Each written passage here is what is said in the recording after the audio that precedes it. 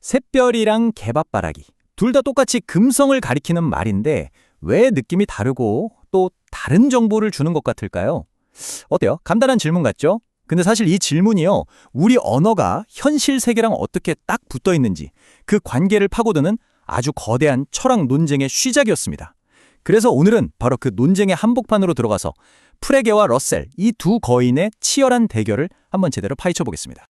네, 오늘 우리가 다룰 내용은 이렇습니다. 먼저 아주 흥미로운 동일성이라는 수수께끼부터 시작할 거고요. 그리고 이 문제를 풀기 위해 프레게가 내놓은 뜻과 지시체라는 기가 막힌 해법을 알아볼 겁니다.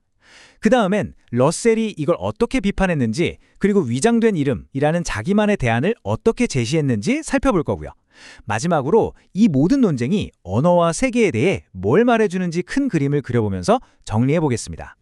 자, 그럼 첫 번째 이야기, 바로 동일성 명제의 수수께끼부터 시작해보죠. 이 모든 게 정말 간단한 문장 하나에서 시작됐거든요. 자, 이 문장 한번 들어보세요. 샛별은 개밥바라기다. 어떠세요? 그렇구나 하면서 뭔가 새로운 정보를 얻은 느낌이 들지 않으세요?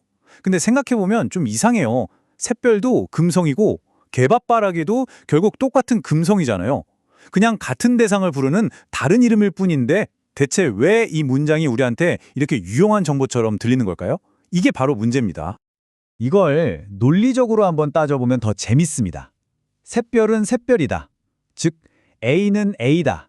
이건 뭐 너무 당연한 말이죠. 정보가 하나도 없어요. 자, 그런데 만약에요, 샛별이랑 개밥바라기가 그냥 둘 다 금성이라는 물체에 붙여놓은 이름표, 그냥 라벨에 불과하다면요. 그러면 샛별은 개밥바라기이다. 즉, A는 B다라는 말도 금성은 금성이다라는 말과 똑같아야 하잖아요. 그럼 이것도 아무 정보가 없는 당연한 소리가 되어야겠죠. 근데 아니란 말이에요. 우리는 분명히 정보를 얻는단 말이죠. 바로 여기에 진짜 수수께끼가 숨어 있는 겁니다.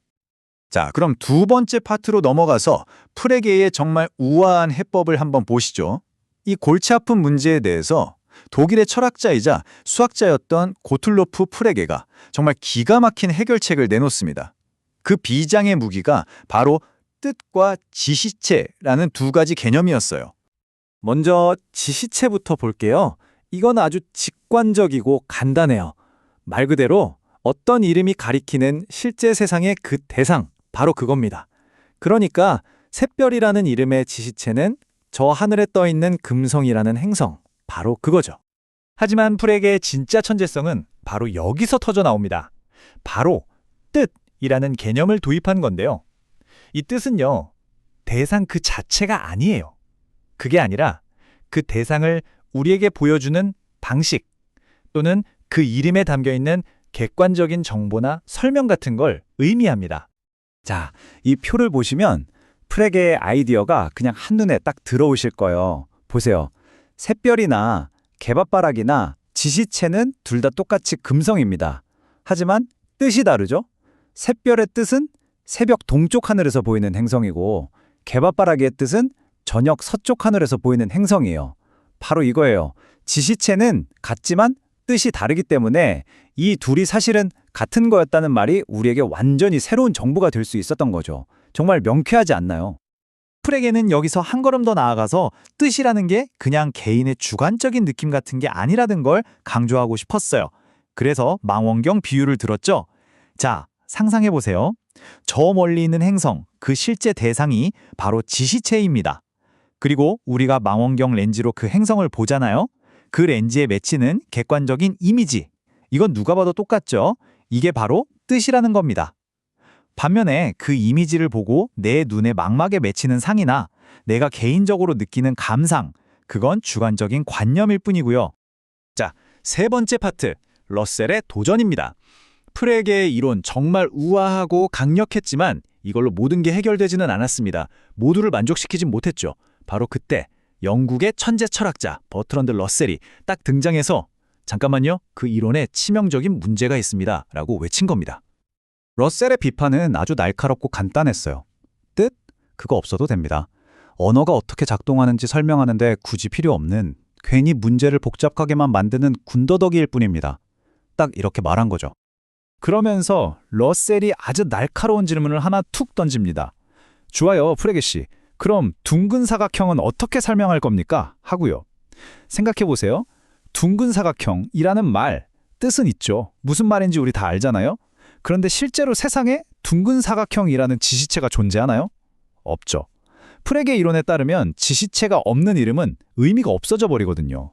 바로 이 지점이 프레게 이론의 가장 큰 약점, 아킬레스건이 된 겁니다. 네, 이제 네 번째 파트, 러셀의 반격입니다. 프레게 이론의 약점을 제대로 파고든 러셀은 이제 뜻이라는 개념을 아예 쓰지 않고 이 모든 문제를 해결할 수 있는 자기만의 대안을 제시하는데요. 그게 바로 위장된 이름이라는 정말 독창적인 아이디어입니다. 러셀은 이렇게 말해요. 이름은 사실 두 종류가 있다고요. 하나는 이것, 저것처럼 대상을 직접적으로 가리키는 순수한 이름표, 진정한 이름이에요. 그런데요, 우리가 보통 이름이라고 생각하는 것들 있잖아요. 샛별이라든지 현재 프랑시 왕이라든지 이런 것들은 사실 이름이 아니라 긴 설명을 짧게 줄여놓은 위장된 이름이라는 겁니다. 자, 그러니까 핵심은 바로 이거예요. 우리가 맨 처음 봤던 그 문장, 샛별은 개밥바라기다. 이게 사실은 겉으로 보이는 것과 속이 완전히 다르다는 거죠. 마치 일종의 암호문처럼요. 러셀의 방식으로 이 암호를 풀어보면, 즉 문장을 분석해보면 이런 진짜 모습이 드러납니다. 새벽 동쪽 하늘에서 보이는 행성인 것이 정확히 하나 존재하고, 또 저녁 서쪽 하늘에서 보이는 행성인 것도 정확히 하나 존재하는데 그 둘은 바로 동일한 대상이다. 어때요? 이 긴 문장은 누가 봐도 새로운 정보를 담고 있죠? 이렇게 해서 수수께끼가 풀려버린 겁니다. 결국 러셀은 문장 자체의 논리적인 구조를 깊게 파고들어서 프레게가 만들었던 뜻이라는 중간 단계를 아예 거치지 않고도 왜 그 문장이 우리에게 정보를 주는지 완벽하게 설명해낸 거죠. 자, 이제 마지막으로 핵심을 정리해 보겠습니다. 이 위대한 철학적 대결을 통해 우리가 얻을 수 있는 건 뭘까요?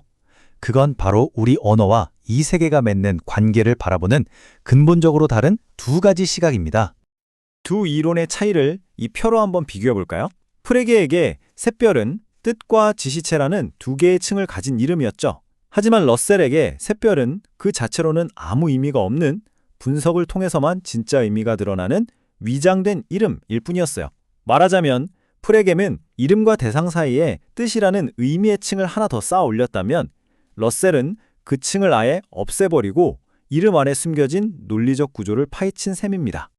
결국 이 거대한 논쟁은 우리에게 이런 근본적인 질문을 던집니다. 우리가 쓰는 언어는 세상의 사물들에 직접 이름표를 붙이는 걸까요? 아니면 그저 세상을 복잡하게 묘사하는 한 폭의 그림 같은 걸까요? 100년이 넘게 이어진 프레게와 러셀의 이 논쟁은 우리가 매일 너무나도 당연하게 사용하고 있는 이 말의 의미라는 것이 사실은 결코 당연하지 않다는 사실을 우리에게 알려주고 있습니다. 오늘 이야기는 여기까지입니다. 들어주셔서 감사합니다.